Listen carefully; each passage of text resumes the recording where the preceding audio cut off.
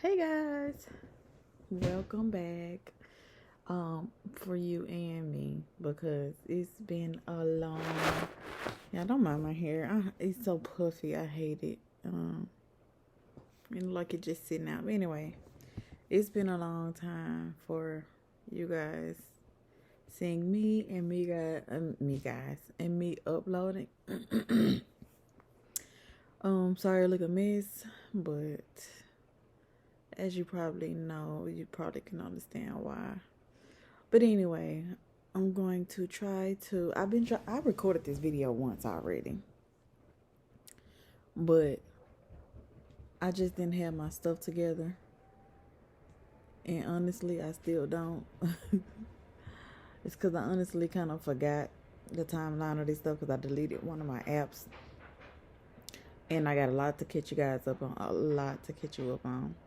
So I want to just get these videos out while I can. Catch you up on what I can, what I remember. And I mean, of course I remember this stuff, but it's more so what week it happened, things like that. But anyway, because like towards the end, everything. Anyway, let's get into it. So the last video I left you off at was, I think, 28 weeks. So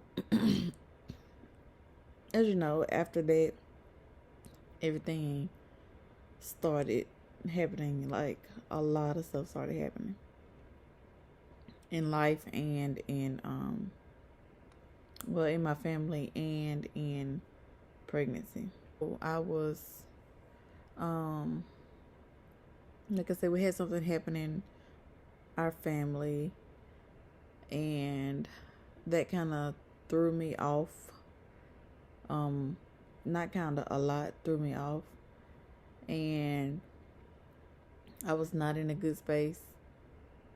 But I've trained myself to be like in this numbness, or in this space of in between. So like, although I'm mentally just like, if I were to take a one step, I would just lose it. So I put myself in this spot where I was neither here nor there. Just floating through life.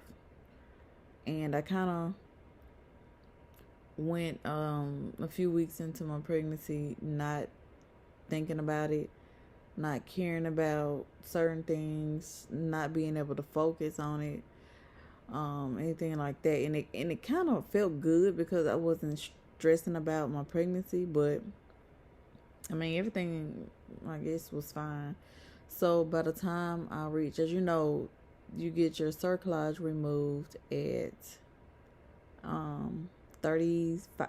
My doctor told me 35 weeks if I was continuing to have the contractions that I was having and the stomach pain. But typically they would do it at 36 weeks. So we had that planned. I had a growth scan at 28. So 9, 31, 32. I think something like that. I had a growth scan once, and then I had another one. And then I requested a third growth scan because I noticed my trend went from like 40 something percent down to 20 something. And so when I noticed that, and it happened around the same time my other babies slowed down, so I requested a third growth scan, and that one dropped down to 18.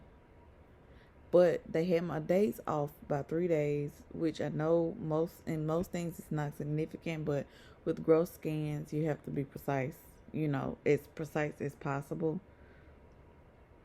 And my last growth scan, baby measured it, and this was at like 33, 34 weeks. Baby measured around, this might have been later. Let me look. Okay. So I actually have it in my phone. Forgot I screenshotted everything. Okay. 28 weeks. Baby was 48 percentile at 2 pounds and 11 ounces roughly. And then at 32 weeks, baby was in 24th percentile. And so when I noticed that, and that was 4 pounds, 2 ounces roughly. And so when I noticed that, I requested another scan because why not? And then the last scan, I guess I didn't screenshot that one, but the last scan was at 32, 33, 34, 35 weeks. And baby measured 5 pounds, 10 ounces roughly. And I think that was around 18%. So baby was dropping. The weight was dropping. And then, like I said, they had my dates off a little bit. So it was it was pretty much the same from what I calculated, I think. But I still needed that because at certain points, baby would measure like a week and 5 days behind in certain measurements. And adding on it 3 days, that means it was actually 2 weeks in like a day or two. So that's why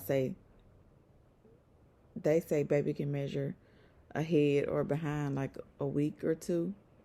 And so when it goes over that 2 weeks, like I said, when they had my days off, that's what I meant by that. That's why I wanted corrected, but they never did correct it. But anyway, so that was it. And so also with my situation going on in my family, like I said, I wasn't in a good headspace, so I requested to get my cerclage removed at 35 weeks, and she okayed it.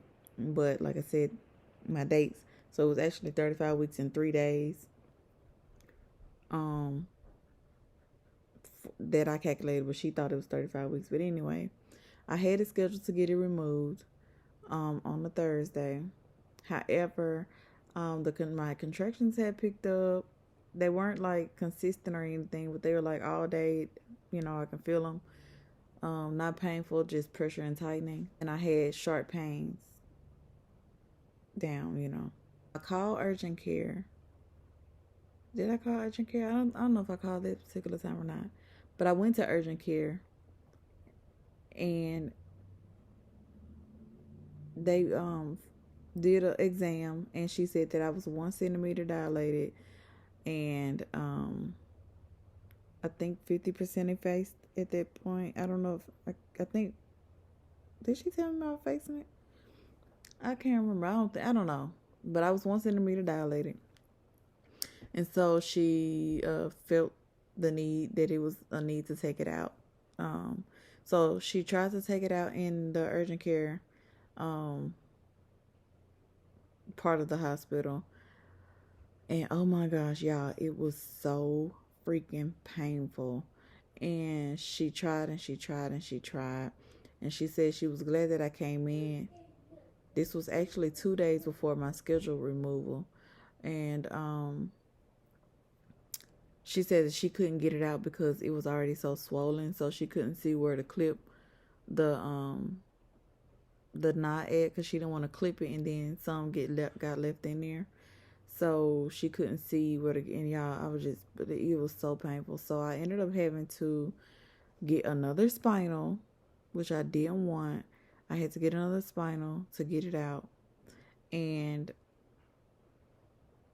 it was the worst decision. Like, I have a high pain tolerance, and I could not take the pain. That it was some way she was going, like, I could take the pain, but it was when she would go and turn to do something inside of me, it was just so freaking painful. And I think I was having contractions on top of that. So the contractions were like, it was, y'all, it was some of the worst pain ever. Yeah. So After I got the spinal, um, my recovery was not great. By the time I got to the recovery room, which one of the doctors had to fight for me to get there. He was because they were gonna send me straight to my room, and he was like, "No, we're gonna send her to recovery." They were like, "No, she looks good enough to go to her room." He was like, "No, you're gonna send her to recovery, and that's that." And so they were looking like, ooh, okay. And so by the time I got to recovery, my eyes started to get very blurry. I was shaky. She gone, honey. They'll be back in the morning. I was very shaky, and I just felt like I was dwindling away, like I was just drifting off. And I could not, it's like I could barely keep my eyes open. And I felt like, a part of me felt like I was just sleepy. So I was like, maybe if I just go to sleep. It felt like, when you get fentanyl before you go to surgery, or, fentanyl, when they put you to sleep, that's what it felt like. Like I was getting put to sleep for a surgery or something like that. And like I was fighting to stay awake. And I thought to just go ahead and go to sleep, but something was like, no, this doesn't feel right. Cut her light off, and so cut her light off, and so I was like, I kept saying, y'all, I don't feel right. My eyes are looking funny, like my eyes are trying to close. I can't see.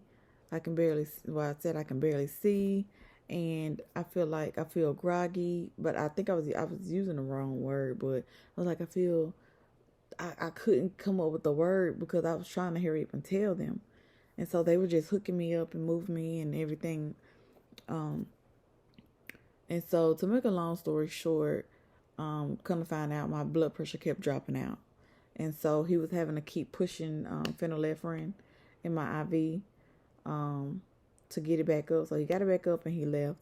Then eventually it dropped back out again. I was trying to make conversation with the lady because I kept feeling it come on, and I just kept shivering really, really bad. And so they hurried up and called him back. He did it again. He got my blood pressure back up, and he was like, "I'm just gonna sit right here because I don't want to happen. I don't want to leave, and it happens again. It keeps happening." So he sat at the foot of my bed. And he watched me, and they were talking, and we were all talking, and it happened a few more times, and then they finally got it stable enough, and they told me I had to get so many consistent readings of good pressure before I could go back to my room. So I stayed in there about an hour. Mind you, I didn't get to surgery until about 1 a.m. And so I got back to my room roughly around 3 a.m. So, of course, I'm still kind of, off about that, but I don't think about it as much because I don't have a reason.